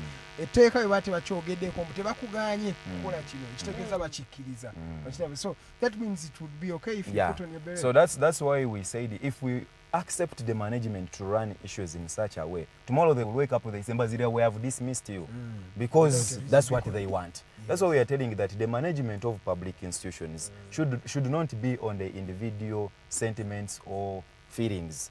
We should follow what the law says. Whereas you are an NRM cadre, if I don't agree with your political affiliation, also respect my freedom. I have a freedom of association. I have a freedom of expression. There's something that has really crossed my mind. I'm sorry for lamenting a lot, but there's this student who was chased away from school. He's a secondary student. He went with his box, and he had it's a box. a case, I don't know it depends on the grammar, but that box that he got, what is it called, Mbaziira? Help me. Is it a box? Is it a case? Because this thing is metallic. At school we call it a case. It's a box. Okay, he went with his case. Then he had photos of Kyagulanyi Sentamu, and he was chased away from school. How do you help this young man? That's where we go back, because now our backbone is the law. I'm a law-abiding citizen. That's why we emphasize that if we allow such a things to occur, we shall find people disrespecting the law because they believe that at the end of the day they are untouchable. But even there is what we call the law of natural justice. Before we go to any other thing, we shall expect those people to respect the law of natural justice. Just the mere doing that, you're traumatizing that younger child or that. But kid. that is what I'm saying, because okay, you know you want constitutionalism in rule of law, but let's talk about the reality in our country. Yeah, yes, that's why we know the reality. That's why we are that's saying. That's why you can see security operatives entering parliament and beating up members of parliament and chasing them out of parliament, and yet there is an august house. Yeah, our respecting of the rule of law, it is the one which has enabled us to expose the institutions. When you look at our president, indeed he has done it. But if he was also another individual who couldn't respect the rule of law, there is no any way how we could make Ugandans really see that these people are disrespecting the law. So our key interest is to first expose them, such that everyone at the end of the day can believe that now we are becoming slaves, yet we are not slaves. So that's what will give each and everyone a capacity or a motivation to rise at the end of the day to fight for new systems of governance and administration within the nation. Have you got any support from the political party that you represent? Apparently, they also don't have money. But you find individual levels, even people in Ibanda there, the parents, say, but Mbaziira, you're speaking the reality. We are here suffering. They give you money. So those are the people, they support us themselves who give us money. But you'll find that the political party itself doesn't have the money to invest, but maybe they can give you some small support, but not as such that there is money gazetted for these campaigns. But individuals, as you speak here, someone gives you a call, Mbaziira, I've seen you, you're on the right course. Let me give you some small airtime to continue running your campaigns, just like that. Oh, let's talk about the e-learning process. How has it been and how have you managed? Is it even sustainable? I mean, is the internet. Is it sustainable? This country? The e-learning system, we were very conscious about it when it was brought. First of all, we engaged the university to make sure that they reopen. But as students came back, we saw them again writing to students that you should study 3 months online. I myself, I remember one time making a press conference about this issue. And we told them, first of all, if you say you want open distance learning, the internet penetration of the nation does not exceed 28%. So literally meaning that there are people in their home areas who cannot access internet. So how would you expect those individuals to study? But then, given the background where we come from, most of our colleagues, just like me, come from the humble background, that even affording a smartphone, it is not something easy. We have students here who don't have smartphones. Very true. And how would you expect those individuals? Internet penetration is at 37% in this country. The figure varies, by the way. I read a report which was submitted at the parliament. The figure keeps on varying. Some will say 27, others quote 28, others say 37. But it doesn't even reach 50. So most importantly, we can appreciate that the internet coverage is poor in Uganda. So that's why we add to assert that indeed, if you say people study from homes, you will have excluded many. And by then still we are seeing the internet is poor because government disorganized it because of the political reasons. So there is no any way how you could advocate for that when some people are going to be excluded. But also, as I talked about the ICT gadgets, some people don't have them. So we told the university, can you procure these ICT gadgets that each and everyone can get, and they didn't have the capacity.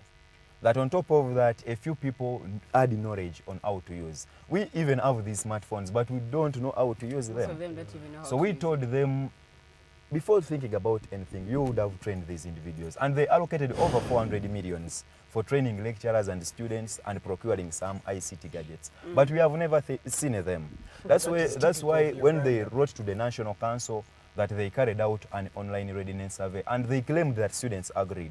We also wrote to the National Council. We told them whatever they told you, those were lies. Can you avail us the statistics of the survey, and we see who took part? Because if they claim to have carried out online, it means that those who had the capacity to do online stuff are the one who took part in the survey. So that one is not an effective way of carrying out the social impact assessment. So that's why we emphasize that National Council, please, can you suspend online studies in Kyambogo University? Because it was apparently shaming to see that our own Vice Chancellor, who is the same chairperson in National Council, could not put these things on the ground, and at the end of the day they want to enforce something which is non-existent. So even on that same issue, we have a faculty of special needs. We have our colleagues of special needs, those with hands impairment. So those people, there is no any way how we expect them to use these smartphones, even the laptops. So we asked them, have you created a provision for those individuals? Rather for us, we see that a university could be an institution that guides the public. Kyambogo University can enforce the SOPs as it carries out the academic business. So before they could think of rushing to that step, they would have seen on how best they can accommodate the population. Academic business runs on top of enforcing the SOPs. Because we need to teach the public. No one signed an agreement with COVID. That COVID, you're here in Uganda for 1 year, or you're here in Uganda for 2 years. That's why we told them, can we learn how to live with COVID? That if it can be enforced in the institutions of higher learning, even the public can be adopted. So that's why we talk about institutions of higher learning as centers of excellence. Okay. So it should be these institutions to portray a good image at the outside community to make sure that we teach or they learn from the experiences from within. So our position is very clear. We are not in agreement with online studies because these institutions are not ready. Yes. Even our counterparts in Makerere, we have seen their Vice Chancellor coming out to deceive the nation that people are studying. But from the reality, people are not. And even when they sat exams, many were excluded.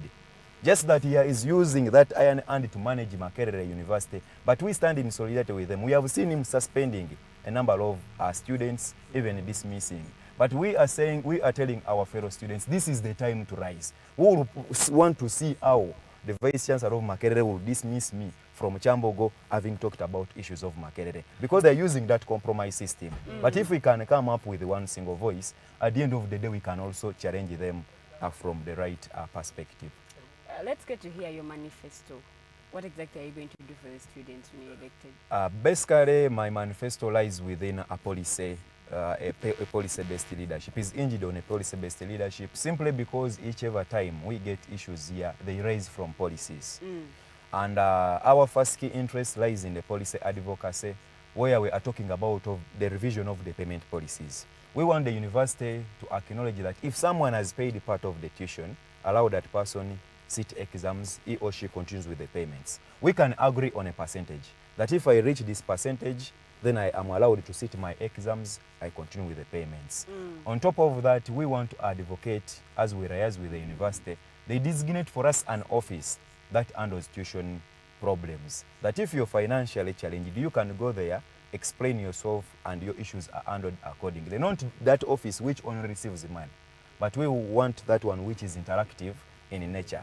That if you have issues, at the end of the day, you can raise them. But then also we emphasize the issue of university development, most especially maintenance of the facilities. Our parents, even some of our students pay for themselves, pay money for maintenance of the university facilities. I will tell you, like in Kyambogo, we pay 80,000 each student. We have a population of over 35,000 to 38. So you can now see the sums of money they are collecting. But it's so disguising that they don't regularly increase the facilities. That when you go to the ICT, I mean the computer laboratories at the different faculties, you will find that if you are to appropriate them, one computer can be used by over 50 students. But literally in the recommendations of the academic business in our institution, it's supposed to be one computer, one student. That's why you will find it is so challenging to find some student at a university even don't know how to use computer because the facilities are not enough. That even the lecture space, we have some faculties like engineering down there in the electrical department. You find a small class confined accommodating a very big population. So we are saying that as the population grows, then the university should always think of regularly increasing the facilities. Even when you look at the places of convenience, they need to be increased. These facilities are put to accommodate a given population. So as the population grows, it surpasses the capacity of those facilities to meet the purpose or to serve the purpose. So that's why we're encouraging them to continuously increase on the facilities as the population grows. But also we emphasize the issue of quality assurance, as I said earlier on, that we will need to see the university ensuring that the services which are given to the students are up to standards. Because the documents we are getting right now, even if you go outside Uganda, a bachelor's from Kyambogo remains a bachelor. But is it up to standard? That's what we are emphasizing, that we will need to see them ensuring that we have full-time lecturers, many of them compared to the part-time lecturers. We will need to see them evaluating lecturers. As I said, to curb down issues of missing marks, issues of malice in assessment, sexual harassment, to curb down issues of ungenuine retakes. But on top of that, we will need to see them also ensuring that they revise their examinations policy, most especially when we come to the retake policy. That you find a student, maybe he or she was sick, he missed out a paper, maybe someone had issues in the paper, but he has to wait for a full year to sit for that exam at the end of the day. So you find someone in the final year who is about to finish, but he's now going to wait for a full year to sit for that paper. So we want a supplementary exam system, that even if you had issues or you missed that paper, you wait for semester break, sit for that paper, and you continue academically. Yeah, definitely. So that's what we want Kyambogo University to also embrace at the end of the day. But also to look at the community sustainability, we want to ensure that at least we can have regular meetings from the departments up to the university level. Departments, faculties, and even outside the hostels, once and a while the university management can meet the hostel owners and the students, they interact such that we can curb down some of those key issues. But lastly is the issue of the education reforms. That's where we are emphasizing the funding of the students' projects. We want the university to prioritize funding the students' projects. Quite often these are institutions where we expect projects, but you find the students coming up with projects, innovating, but their projects die there. And it is also our plea to the government to commercialize them. It will be better if projects are run on the commercialized lines. That at the students of the end of the day, students can gain some money to run them amid the cost of the learning. But also on that issue of the education reforms, we want to emphasize the issue of graduate volunteering scheme.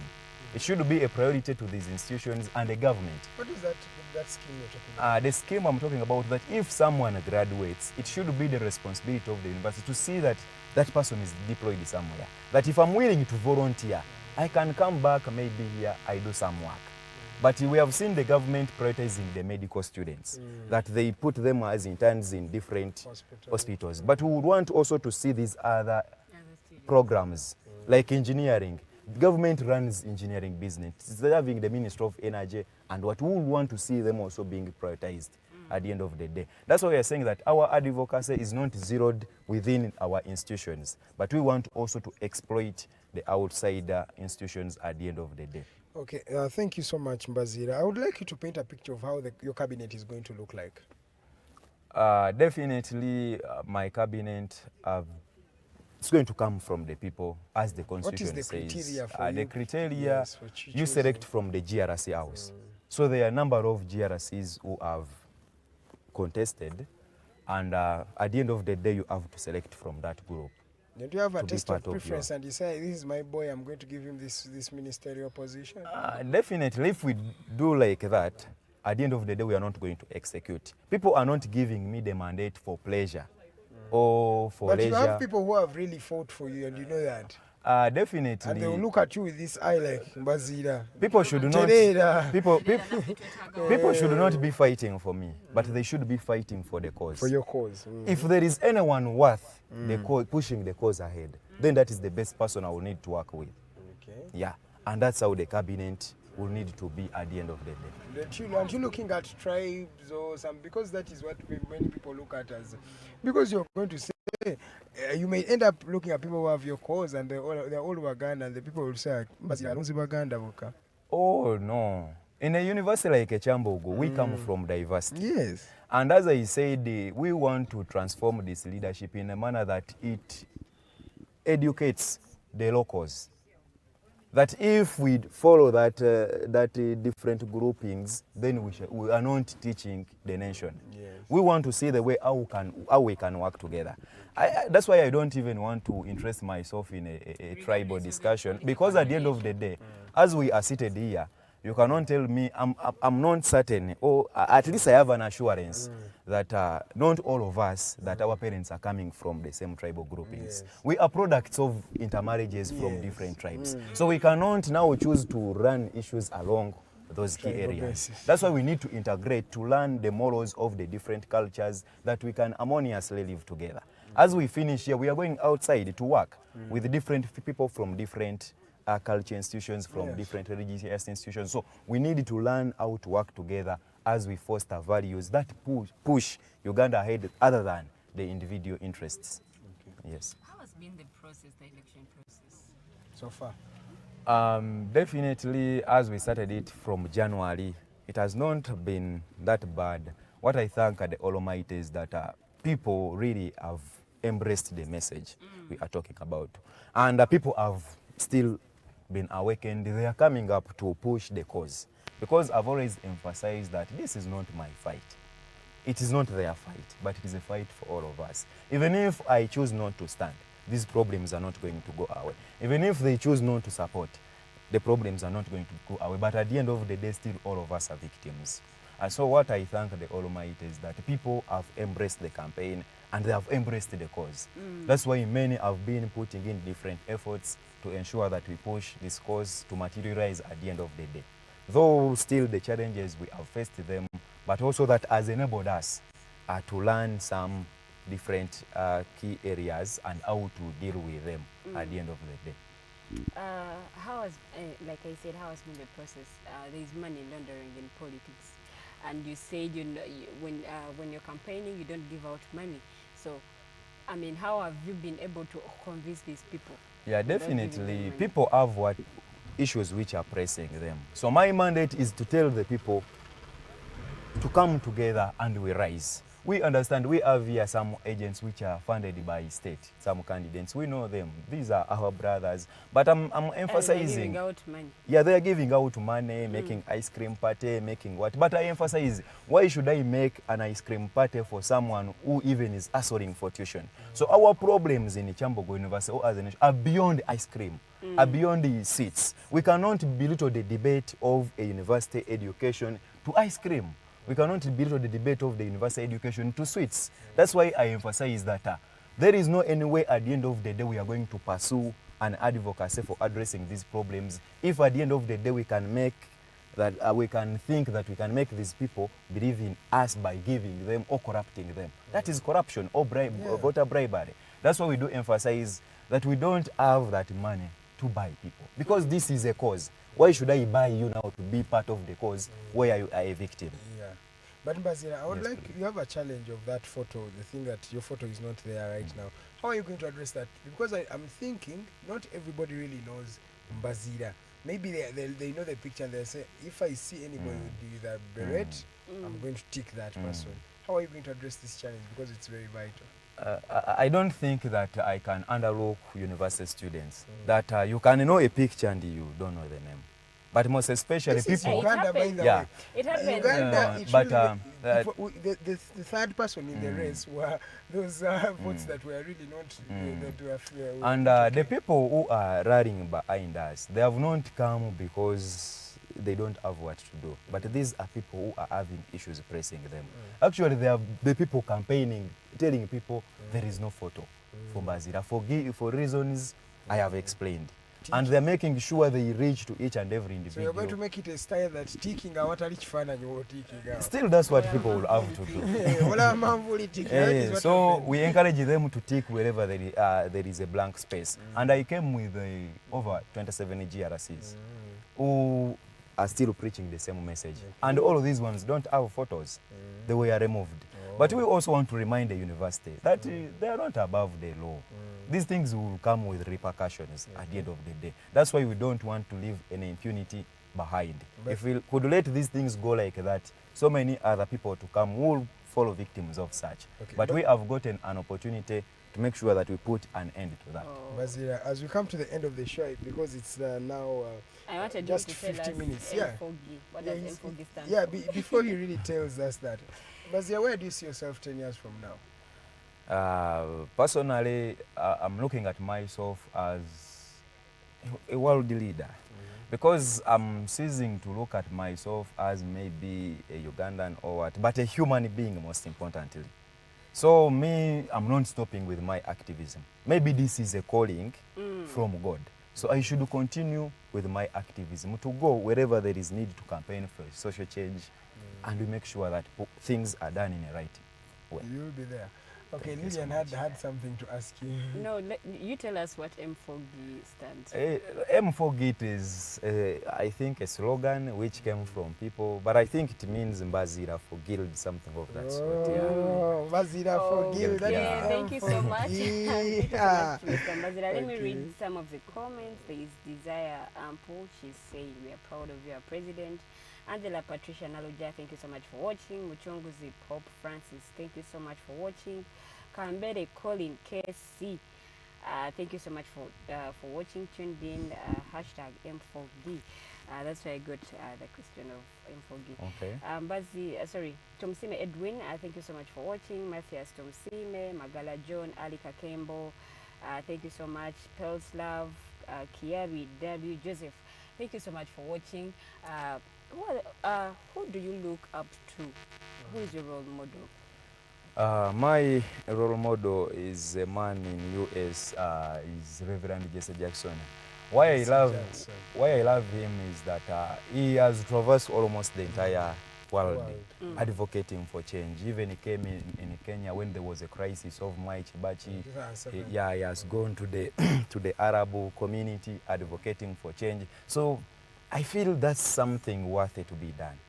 And I would wish to do the same thing. What are some of your parting shots? What would you tell that student that is out there watching you?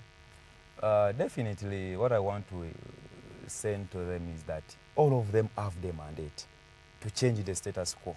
Just that it's only a matter of interesting themselves in pushing this cause. That's what I can say. Each of them has a mandate, but it's just a matter of themselves getting the belief that they can champion that cause. What are your hobbies? My hobbies? Me, by then I used to, actually I'm one athlete. I used to run, swimming, I enjoy swimming. Okay. I could do somersaulting and even dancing. I do. Hey, Yeah, B-boy, I was... some music here. First give us a bit of... Yeah, I was, by the way, I used to do some B-boy stuff and what. Yeah, but some of them have kept on dropping them. Even I could do some basketballing. Yeah. But these days, like when you're seated there and you're alone in your room or something, what do you do that really makes you smile? Definitely now I invest much of my time in reading. Knowledge is power. Okay. Why sometimes we are suffocated is that because we lack information.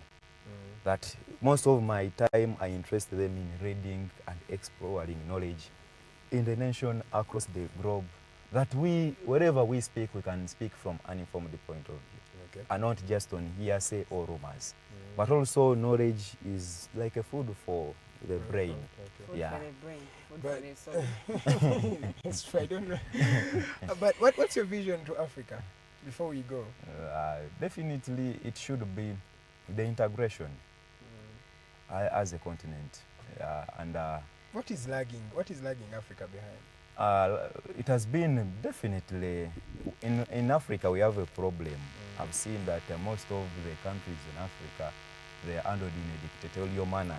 Leaders who don't want to go off the power, who don't want to give power to other generation. That you can see the president of Cameroon was 86 and is still contesting. So you find that if you overstay in office, even if I'm to be given Kyambogo maybe for 10 years, you'll find that the things I'm talking about, I can do them and I reach somewhere, I start undoing them. Because as I come from that aspiration of the people from humble background, as I'm championing this cause which have motivated me, you reach somewhere and you feel you have done it. Now you start taking another direction. But if we can have those leaders who interest themselves in giving power to other generations to push on, that's the best way how we can develop Africa. But it is a general problem. You have seen that one of Egypt, now that one of Sudan. We have seen even those of Zimbabwe. That has been the general problem. That someone wants to take 100 years in power. So you don't give the other generation to bring new ideas to push these countries or nations to another step. Do you think Uganda will ever have a peaceful transition of power? What I believe, the word peace, you know, peace is inseparable from justice. But what I know is that Uganda will ever have a non-violent way of fighting for power, and they will get it. Oh, Yeah. before we conclude, I wanted to ask you, do you have any plans of holding any leadership position apart when you're done with campus, apart from being the guild president? That is not a pertinent issue to me. But what I believe, I have no ambitions of fighting for common people. Maybe doing activism, but then if it needs you to be there to legislate, you also take part. But if it is not necessary, we have seen so many activists across the nation, even the globe, who have done tremendous things even when they are not in active politics. But sometimes you find it so challenging to advocate if you can't influence policy. And these policies have gazetted institutions which enact them. Yes. That's why you find yourself, you find it so important to be part of that institution. But there are so many other ways which we can advocate. And we as activists, we believe that revolutionary life is a lifetime commitment. You cannot stop here as you finish this. Even when they address these problems, you will find other problems arising. And still you will find it so necessary to come and still speak for those people, maybe who can't speak for themselves. Thank you so much, Mr. Mbaziira. It has been a very, very wonderful show.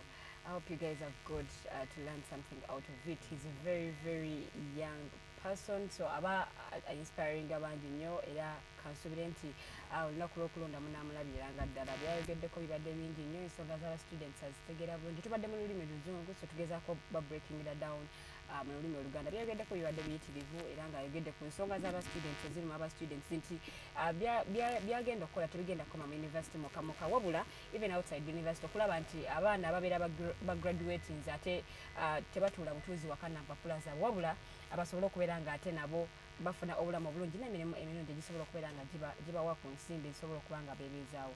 The Mighty Drive nkujjukiza ebeerawo okuva ku Mande okutuuka olunaku olwokutaano saawa ebeeremu ey'okumakya mpaka saawa 3 tuleeta abantu ab'enjawulo ate era ne tubeera nga tufuna ekyokuyiga eky'amaanyi bw'olaba muvubuka munno ng'ate asobola okubeera nga ayimirira n'ayogera ku nsonga ezo eziruma abantu mukwano tolema kubeera nga ate ofuna essanyu ery'enjawulo so aba students mwenna aba Kyambogo University ku lunaku olw'okulonda omwami Mbaziira John munnange mumulabiranga ddala ensonga zammwe azitegeera bulungi nnyo era azanjiza nga bwemuziwulidde okuva gye twatandikidde okutuuka wano nga tunaatera okuwunzika naye nga munnange omulwanyizi w'eddembe ly'obuntu nga wakubibwa nga okola omulimu gw'obanga olwanira eddembe ly'obuntu otiisibwa obanga oyagala kukola peaceful demonstration naye nga tomanyi wa wakutandikira munnange nkwanjira bannaffe aba National Coalition for Human Rights Defenders Uganda we bali nnyo okubeera nga ate bakuyamba offices zaabwe ziri Ntinda Samawata Road era osobola okubeera nga obafuna ku nnamba etali yakusasulira eri